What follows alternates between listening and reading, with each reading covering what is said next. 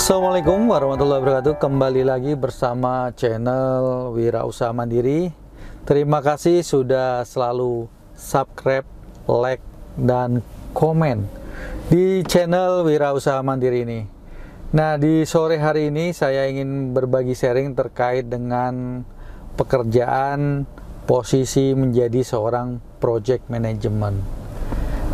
Project manager, bukan project management ya, project manager. Biasa orang sebut posisi PM, project manager. Nah, terkait dengan posisi PM, ada kalanya menjadi seorang PM itu enak, ada kalanya juga menjadi seorang PM itu tidak enak. Nah, bagaimana sih menjadi seorang PM itu ngerasa enak gitu? Nah, menjadi seorang PM itu dihadapkan berbagai macam jenis project yang ada di depan mata. Ada project yang smooth, enak, berjalan lancar, tidak ada masalah, semua tertata rapi dari mulai planning, mulai dari initiating, planning, kemudian dari mulai merancang budget, setup resource, kemudian timeline juga, semua tertata rapi sesuai dengan schedule. Nah, itu bisa terdeliver project dengan baik. Tetapi namanya project macam-macam, jadi tidak ada semua project itu berjalan lancar, tidak ada semua project itu berjalan smooth, tidak ada semua project itu pasti mudah gitu, tidak. Makanya menjadi seorang PM itu kadangkala dihadapkan kepada permasalahan yang luar biasa, bikin pening kepala gitu.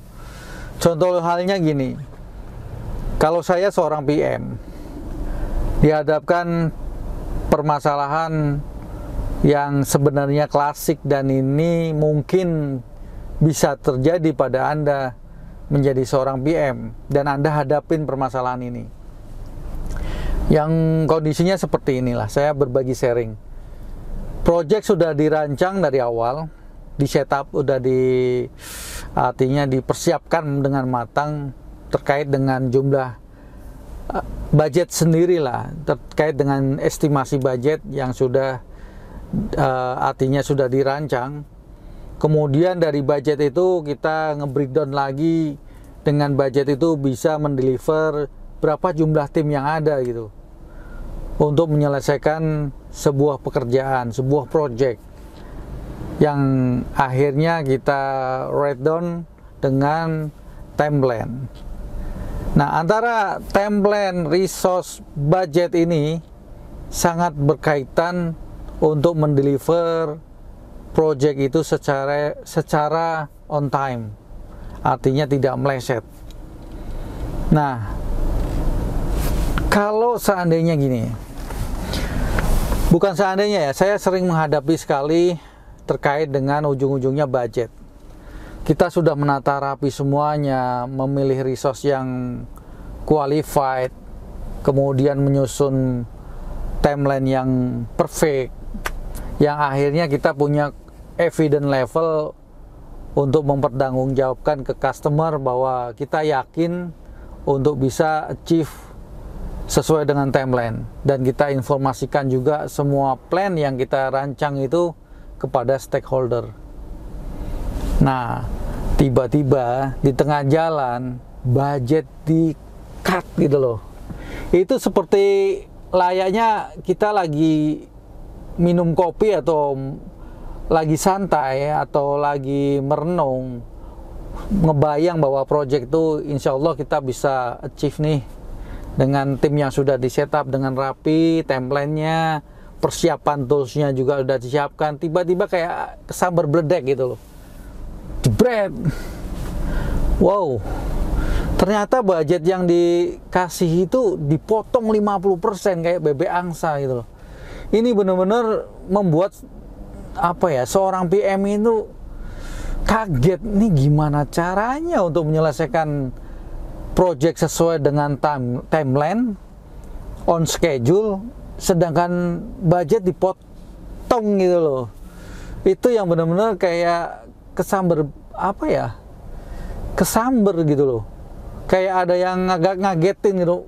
Wah, budget dipotong 50%. Ini benar-benar yang membuat kita seorang PM terhentak, seperti hal yang nggak mungkin tetapi terjadi juga itu, yang akhirnya merubah semua plan yang sudah di setup gitu, baik dari resource, dari budgeting, misalnya persiapan toolsnya, kemudian timeline-nya juga berubah total. Yang tadinya kita confident 100% bisa tercapai, yang akhirnya kita jadi maju mundur, ragu nih, bisa nggak ya. Nah, bagaimana mencari solusi permasalahan ini? Dan ini biasa, artinya tidak 1-2 project yang saya hadapi juga, sering kali terjadi seperti ini gitu. Jadi budget tidak sesuai dengan ekspektasi awal, tetapi dituntut untuk mendeliver sebuah project oleh customer on time, berkualitas. Nah, ini yang bikin kemeng gitu kepala, yang bikin kadang kita pusing 7 keliling gitu. Nah, itulah polemik,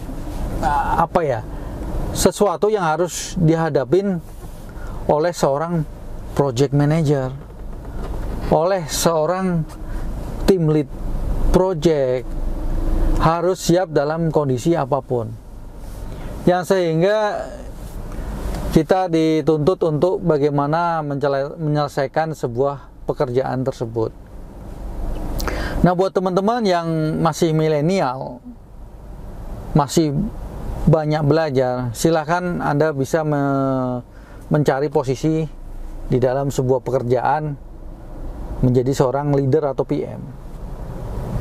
Intinya seperti itu. Cobalah Anda menjadi seorang leader, memimpin sebuah project. Project ini bisa juga project Anda di kantor, ataupun project Anda punya usaha sendiri misalnya. Nah, dari situlah Anda mempunyai jam terbang bagaimana menyelesaikan sebuah project dalam kondisi pahit apapun. Anda harus selesaikan sampai end project gitu loh. Jangan Anda langsung menyerah, artinya give up dengan permasalahan yang Anda hadapin, situasi yang tidak semuanya saya yakin bahwa hal tersebut, hal seperti ini tidak diinginkan gitu. Tetapi mau nggak mau, nyatanya sering dihadapin juga oleh seorang PM. Jadi itulah sedikit berbagi sharing. Kalau Anda menjadi seorang PM, dihadapkan situasi seperti ini, yang pertama Anda jangan panik gitu. Sempat kaget, betul, sempat kaget, bukan sempat lagi ya, kaget. Dan kadang berpikir ini nggak masuk akal nih untuk menyelesaikan project dengan budget yang sudah dipotong angsa 50%. Yang kedua, Anda harus berpikir ulang, menghitung ulang semua budget yang Anda sudah plankan, merefer kepada budget yang tadi itu, yang terakhir itu. Jadi Anda hitung lagi secara jeli bagaimana yang rasional dengan budget yang dikasih. Hasil akhir tadi, akhirnya nge-breakdown, terus mereview mana saja yang bisa diefisiensikan gitu loh, dari mulai pembelanjaan, kemudian toolsnya itu sendiri, kemudian juga terkait dengan OPS, operational cost tiap harinya untuk tim. Nah, sambil Anda melihat kemungkinan-kemungkinan yang bisa diefisiensikan lagi gitu. Seperti itu. Yang ketiga, Anda coba konsultasi kembali, kalau bisa sedikit nego dengan customer, bisa nggak sih artinya di up lagi untuk budget tersebut. Karena kalau untuk meet sesuai dengan schedule, dengan jumlah resource yang minim, itu tidak akan mungkin gitu. Kalau kita memaksakan diri untuk memaksimalkan resource tim yang di delivery di dalam sebuah project, itu nggak akan mungkin karena budget kagak ada gitu loh. Sudah suasana situasinya minus, suruh menambah tim, itu nggak mungkin gitu loh. Artinya sama halnya kita menjalankan sebuah project yang sudah tahu minus tetapi kita berjalan, dipaksa untuk jalan gitu.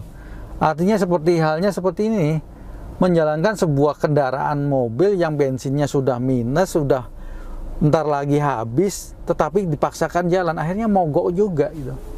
Nah, disitulah perlunya jam terbang juga. Seorang PM harus berani menginformasikan. Ini nggak akan pernah mungkin, kecuali nanti dilakukan negotiable lagi gitu. Yang bisa memungkinkan adalah project berjalan dengan resource yang disesuaikan dengan budget. Seperti itu. Kalau untuk memaksakan, oke, saya bisa memaksimalkan tim seperti plan awal gitu loh. Sama sekali itu nggak sesuai dengan OPS. Artinya yang kita jalankan tiap bulan tuh pasti minus gitu. Yang akhirnya boncos gitu. Nggak akan pernah jalan, dan project itu benar-benar hasil akhirnya bisa terdeliver ke customer tapi ya minus gitu. Nah, seperti itu. Jadi itulah sekelumit menjadi seorang PM. Jadi jangan anggap bahwa menjadi seorang PM itu sangat mudah dan menyenangkan gitu. Jadi di saat situasi kondisi apapun, seorang PM itu yang penting komunikasi dengan customer, menginformasikan apa yang ada, kondisi tersulit apapun tetap diinformasikan, dan komunikasi juga kepada stakeholder gitu. Artinya dengan budget yang tadi dipotong angsa 50% itu otomatis berimpact kepada margin stakeholder, margin customer juga. Itu impactnya beruntut gitu. Nah, kembali lagi buat teman-teman yang ada di depan gardan yang negosiasi dengan customer, itu harus mempunyai ilmu yang A to Z gitu, ilmu yang mumpuni dan ilmu yang sesuai dengan pengalamannya untuk bernegosiasi dengan customer. Jangan sampai ditaruh orang-orang baru, fresh graduate, untuk bernegosiasi dengan customer sehingga efeknya beruntut gitu. Nah, dalam halnya gini, kalau Anda mempunyai sebuah usaha sendiri nih katakanlah, Anda harus benar-benar mencari seseorang yang put the right man in the right job gitu. Artinya benar-benar orang yang menjadi sebuah andalan yang nanti akhirnya impact kepada perusahaan Anda gitu. Tapi kalau Anda salah cari orang, itu akan impactnya ke usaha Anda sendiri. Sama halnya seperti itu juga untuk teman-teman yang merasa artinya memang belum mumpuni menghandle sebuah project besar yang dihadapkan sebuah decision yang akan impactnya ke dalam sebuah project itu berjalan baik atau tidak, itu harus hati-hati. Minimal konsultasi dengan yang lebih senior gitu loh. Minimal konsultasi, diskusi juga dengan part yang berpengaruh, part yang saling mensupport gitu. Intinya seperti itu. Saya sendiri di sini masih banyak belajar dengan senior leader, dengan customer juga yang sudah mumpuni di bidang ilmu manajemen. Artinya gini, walaupun bekerja sudah 22 tahun, tidak menutup kemungkinan saya juga sering belajar, sering bertanya juga. Kadang kepada junior, kadang juga kepada senior leader yang sudah tua. Artinya berkonsultasi, walaupun kadang belajar juga dari buku, dari medsos, pengalaman orang lain. Jadi intinya buat teman-teman semua yang ingin menjadi seorang PM itu harus open mindset lah. Jangan Di dalam menjalankan sebuah project itu, Anda menjadi seorang PM itu Anda jangan individualisme. Anda percaya diri, oh ya saya jadi seorang PM, saya sendiri pun bisa, saya bisa memutuskan sendiri, merasa sombong, jangan gitu. Jadi tetap berkonsultasi, diskusi, karena komunikasi itu penting. Itu aja sedikit sharing, semoga bermanfaat.